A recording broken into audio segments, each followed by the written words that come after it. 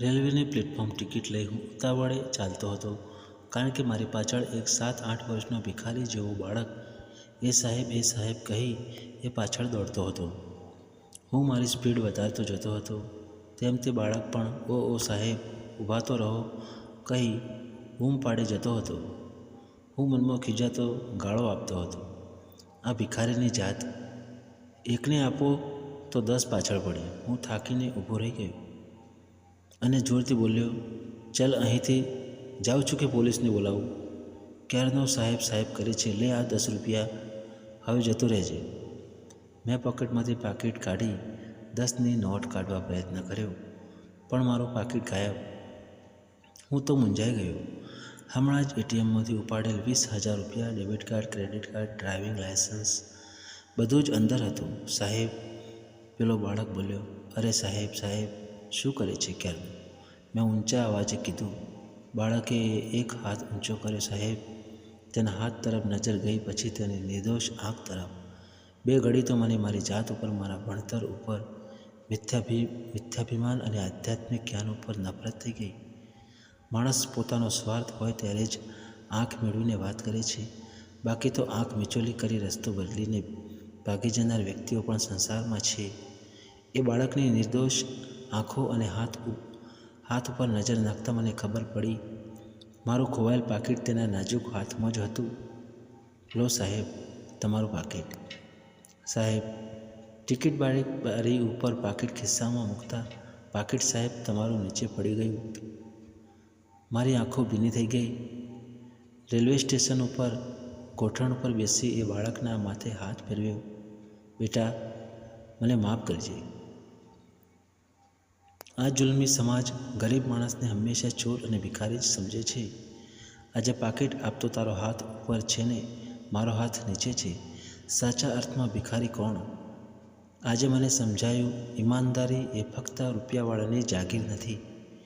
બેઈમાનીના રૂપિયાથી ધરાઈને ઈમાનદારીનું નાટક કરતા બહુ જોયા છે, પણ ભૂખ્યા પેટે અને ખાલી ખિસ્સે ઈમાનદારી બતાવનાર તું પહેલો પણ નીકળ્યો. બહુ સહેલી વાત નથી બેટા. લક્ષ્મીજી જોઈ ભલભલાની વૃત્તિ અને નીતિઓ બદલાઈ જાય છે. બેટા, હું ધારું તો આ પાકીટ તને ઇનામમાં આપી શકું તેમ છું. હું એક વખત એવું સમજી લઈશ કે કોઈ મારું ખિસ્સું કાતરી ગયું. બેટા, તારું ઈમાનદારીનું ઇનામ તને જરૂર મળશે. બેટા, તારા મમ્મી પપ્પા ક્યાં છે? મમ્મી પપ્પાનું નામ સાંભળી તે બાળકની આંખમાંથી આંસુ આવી ગયા. હું તેના ચહેરા અને વ્યવહાર ઉપરથી એટલું સમજી ગયો હતો કે આ વ્યવસાય તેનો જન્મજાત નહીં હોય, કોઈ હાલતનો શિકાર ચોક્કસ આ બાળક બની ગયો છે. મેં તેના હાથ પકડ્યો. ચલ બેટા, આ નર્કની દુનિયામાંથી તને બહાર નીકળવા કુદરતે મને સંકેત કર્યો છે. હું સીધો નજીકના પોલીસ સ્ટેશને ગયો અને બધી હકીકત જણાવી. પોલીસ ઇન્સ્પેક્ટરે સવાલ કર્યો, આપને કોઈ સંતાન છે? મેં કીધું છે, પણ USA છે. અહીં મારો પોતાનો બિઝનેસ છે.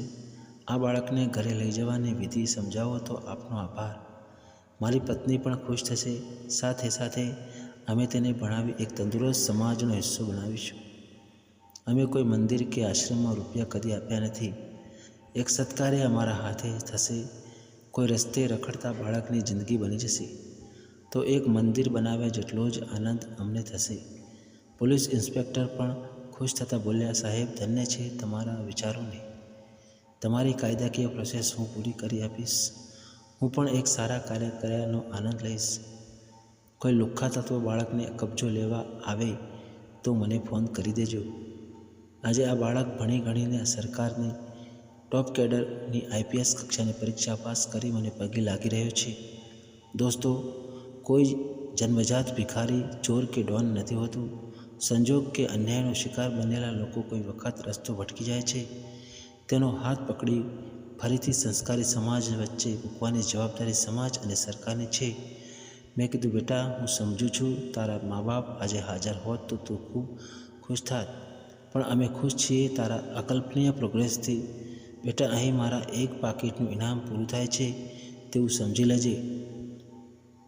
એ બાળકનું નામ અમે સંજય રાખેલ અને એટલું જ બોલ્યો, ત્વમેવ માતા ચ ત્વમેવ બંધુ સખા ત્વમેવ વિદ્યા દ્રવિણમ ત્વમેવ.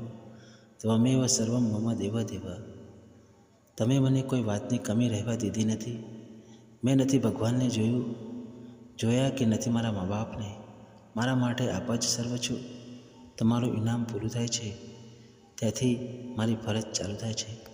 પહેલાં તમે જ્યાં જતા ત્યાં હું આવતો, હવે હું જ્યાં જઈશ ત્યાં તમે હશો. સંજયે પગ પછાડી પહેલે સેલ્યુટ અમને કરીને બોલ્યો, પાપા, આ સેલ્યુટના ખરા હકદાર પહેલાં તમે જ છો. આને કહેવાય લેણ દેણના સંબંધ. મિત્રો, વાર્તા સારી લાગી હોય તો ચેનલને સબસ્ક્રાઈબ જરૂરથી કરજો. ધન્યવાદ. આપનો દિવસ શુભ રહે.